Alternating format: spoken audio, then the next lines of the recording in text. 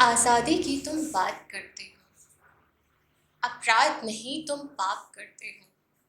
तुम बलात्कार करते हो, अपने जिस्म की भूख मिटाने के लिए तुम हरकतें शर्मसार करते हो।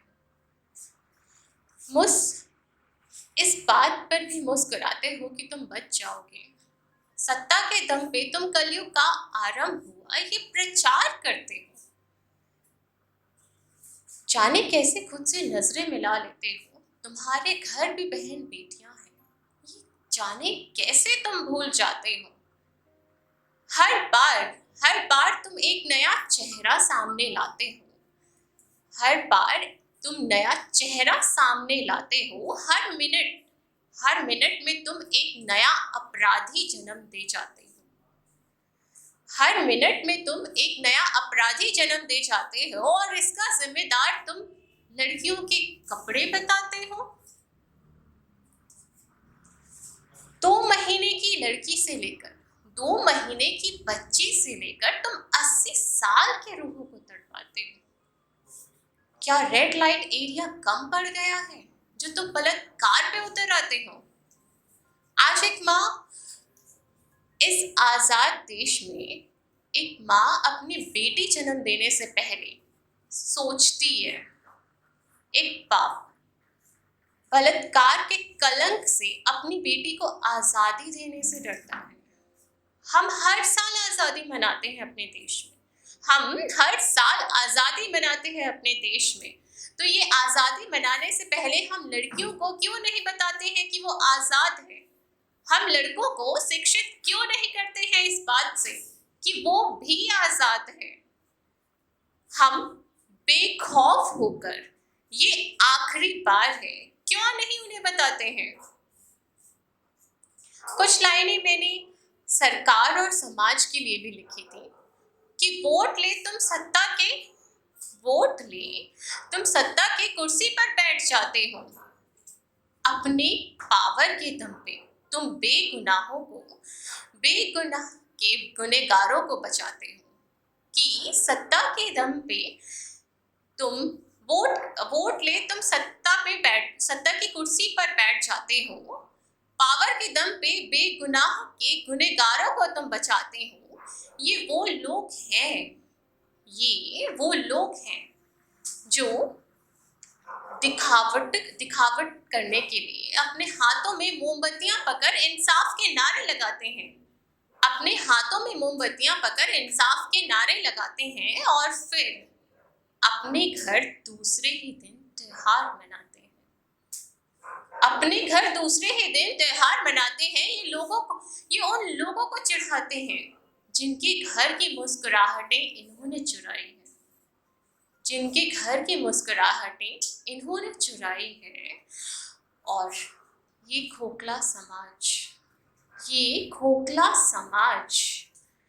मर्द के चिट्ठे को छुपाने के लिए ये मासूम निर्भया की कहानी दबाने के लिए एक और मासूम निर्भया बनाती है। फिर कहानी को एक नया मोड़ दे जाती है।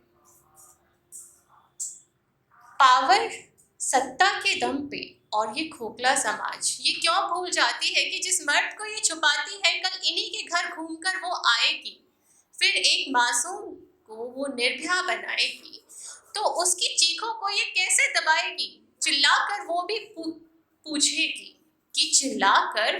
पूछेगी क्या ये आखिरी बार है या अब भी कोई कसर बाकी है?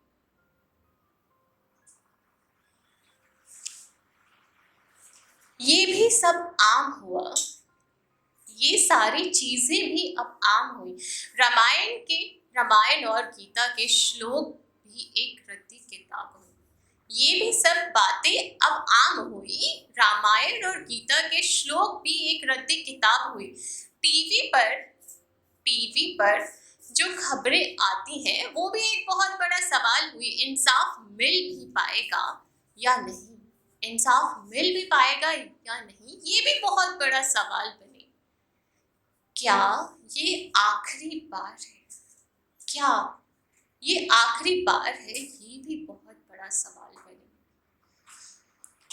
कुछ लाइनें मैंने लड़कियों के लिए भी लिखी थी, जो सोचती हैं कि समाज की बंदिशें समाज की बंदिशों को वो सुरक्षा की ढाल बताती हैं। समाज की बंदिशों को वो अपनी सुरक्षा की ढाल बताती हैं।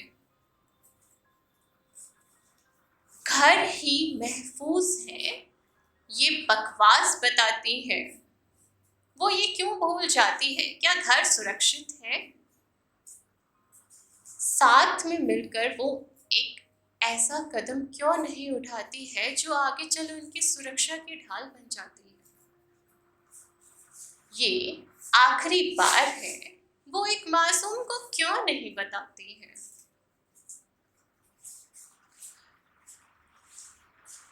हमारे देश में हिंदू मुस्लिम की लड़ाई छोड़, जात पात से ऊपर उठ हिंदू मुस्लिम की लड़ाई छोड़, जात पात की ओछी सोच छोड़, क्या ये खोखली समाज को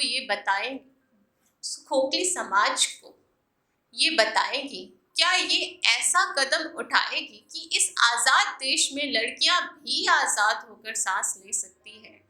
क्या ये ऐसा कदम उठाएगी?